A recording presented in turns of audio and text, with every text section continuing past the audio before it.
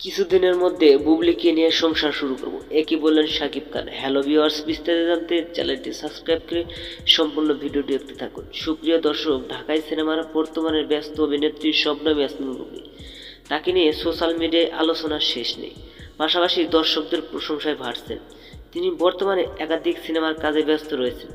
পাশাপাশি শাকিব খানকে ঘিরে সোশ্যাল মিডিয়ায় বেশ আলোচনা রয়েছে, কারণ সাম্প্রতিক কয়েকদিন আগে ছেলে বীর ও শাকিবকে একসঙ্গে ঘোরাফেরা করেছেন বুবলি।